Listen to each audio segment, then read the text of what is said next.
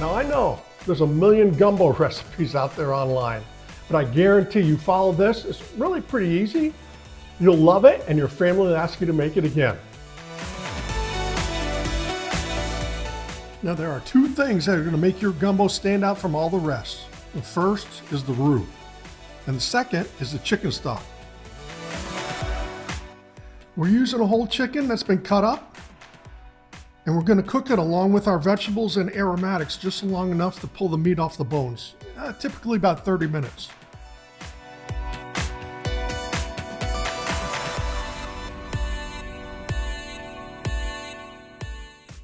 Then we'll put the bones back in the pot and simmer for about another 3 hours.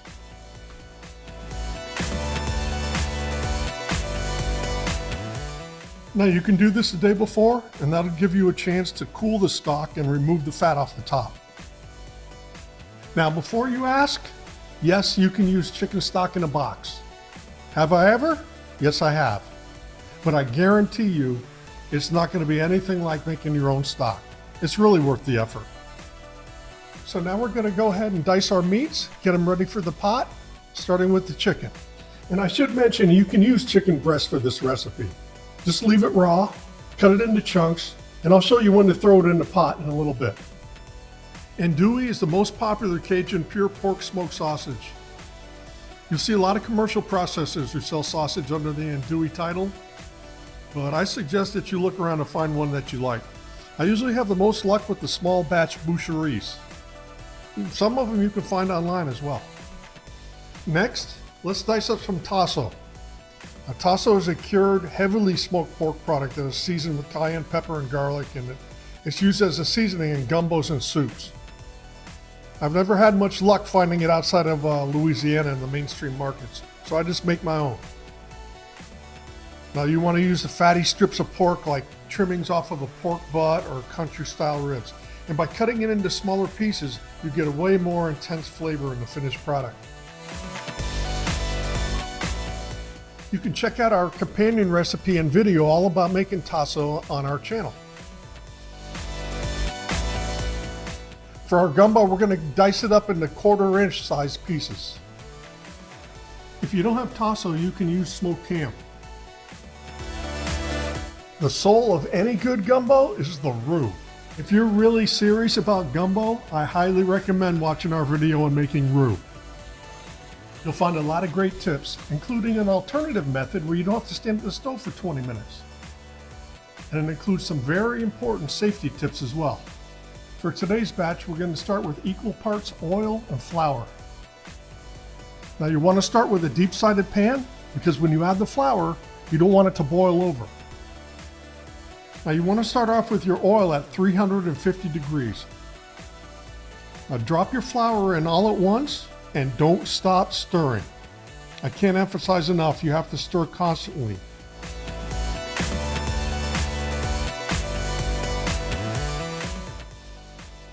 If you see little black specks in your flour, that means it's burned and you have to start over again. Don't worry, we've all done it. Now as you progress, you'll see the colors start to change. First to a blonde roux, then a light brown, and then a dark brown, which is what we're looking for. This entire cooking process should take about 15 or 20 minutes over a medium-high heat. Now when the roux is just slightly lighter than the color that you're looking for, go ahead and pull the pan off of the heat and don't stop stirring yet because it's going to continue to cook and it could burn if you just let it sit there.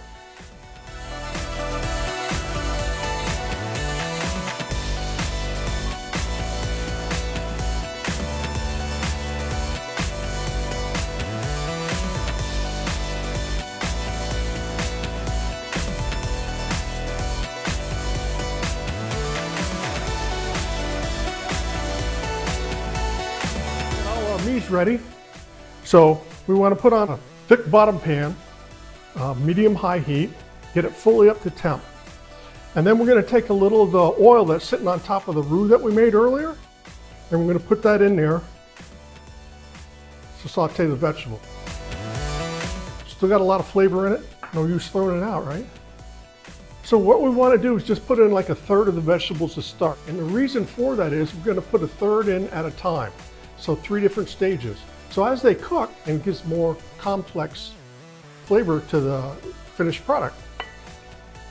So put in just a little piece of onion in there. Make sure it's dancing around. If you learn one thing from this video, please make your vegetables dance when you put them in the pan. Don't just throw them in there and then you're going to turn the heat up, okay?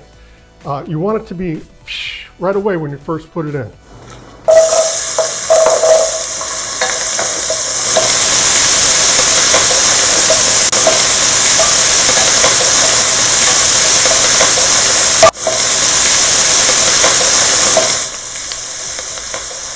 So you see we're starting to get some color in there. So we can go ahead and add our second round of veg.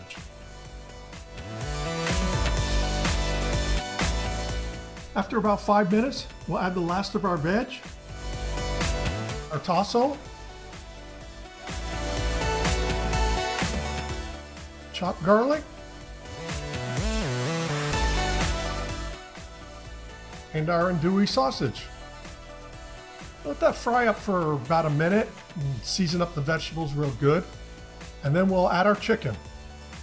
Now, if you're using the raw chicken breast, go ahead and throw it in there now and cook it for about 5 more minutes while you continue stirring it.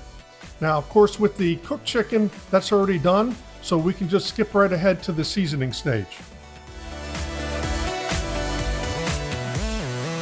Now, you see, whenever I do these videos, I always have this little container of what we call Uncle Paul's. It's Paul Prudhomme's magic redfish seasoning.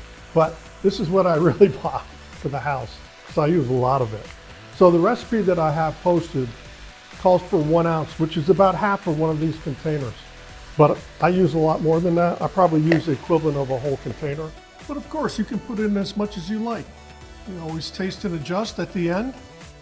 Remember, it's easier to put a little more in than it is to take it out. Okay, so now I'm going to go ahead and put my chicken stock in there.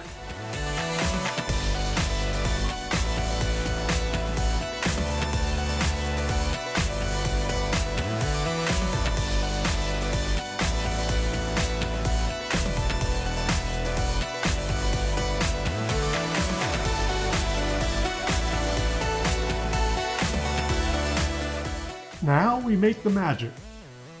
If you made your roux ahead of time, make sure it's warm or at least room temperature. You're going to start with a little at a time, stirring after each addition to make sure that it's fully incorporated.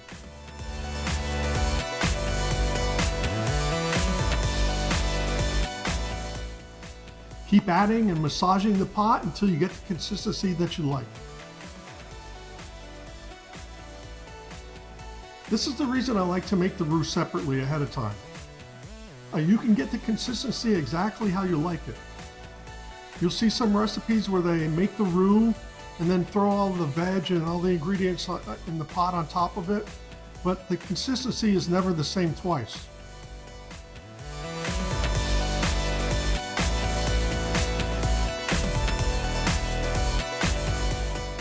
Now I like to put the shrimp in just at the end because they only take a couple of minutes to cook.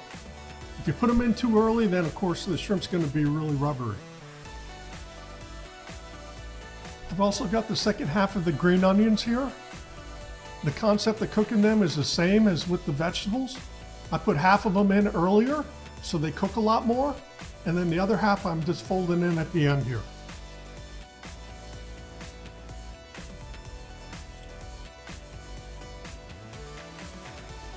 Oh yeah, that's good. Just needs a little more kick to it.